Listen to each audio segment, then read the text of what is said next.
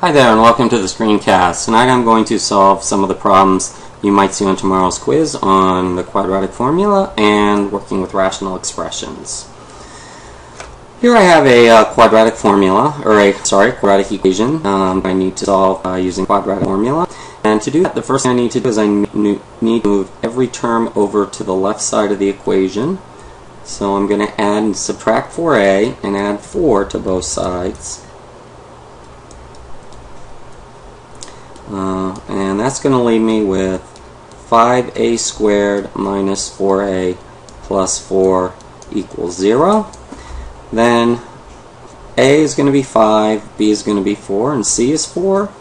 So I'm going to substitute those values into the quadratic formula, which is x equals negative b plus minus square root of b squared minus 4ac all over 2a. So when I put those values in, I'm going to get negative 5 plus minus square root of b squared is going to give me 16. 4ac is going to be 80, and that's all over 2 times 5. So that's equal to negative 5 plus or minus square root of 16 minus 80 is negative 64 all over 10, which is negative 5 plus or minus 64. Square root of that is 8, but it's negative 64, so it's going to be 8i all over 10. And now lastly, oops, I can tell I made a mistake right now. I wonder if anyone picked up on it. B is negative 4, so this is going to be positive 4. Alright. Sorry, I'm rushing to get this out. So then I need to divide by 2 and out of each term, and I get 2 plus or minus 8i over 5. And that's my solution.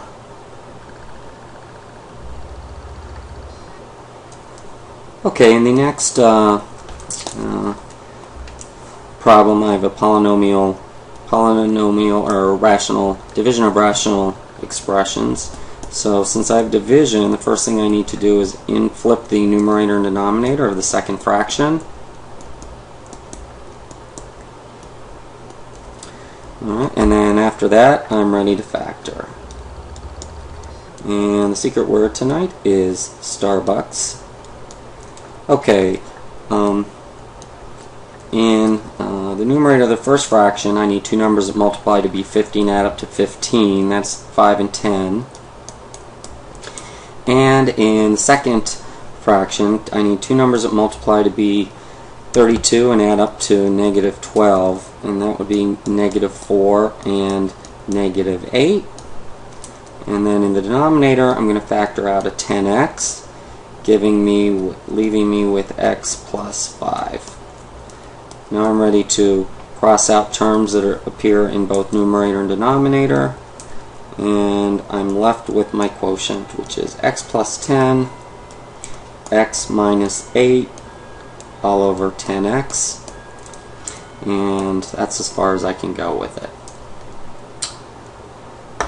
Alright, and in the final problem here, I have a subtraction problem, so I need a common denominator, as I do in addition problems as well.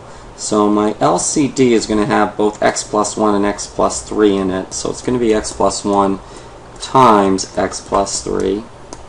That means I'm going to have to multiply the first fraction by x plus 3 over x plus 3, and the second fraction by x plus 1 over x plus 1. So let me do that.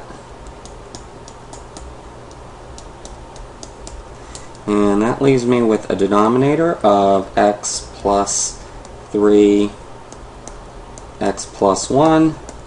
And let's see, the numerator from the first fraction is 2x plus 6. Then I'm going to subtract 2x plus 2.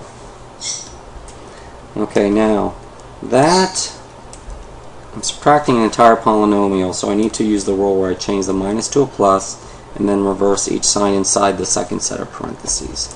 So when I do that, the two x's cross out. I have 6 plus 2. Let's see. Actually, I think I made a mistake. I think that was supposed to be, yeah, it was supposed to be a plus initially. Once again, rushing here. So when I change the sign of that, it turns into a minus. Okay, so I get 4 over x plus 3, x plus 1.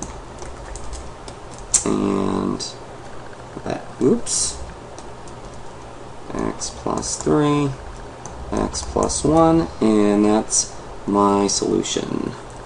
Alright, hope you found this screencast helpful, and that I actually have people watching it, which would be a nice change of pace. So have a good night's sleep, and we will see you tomorrow. Cheers!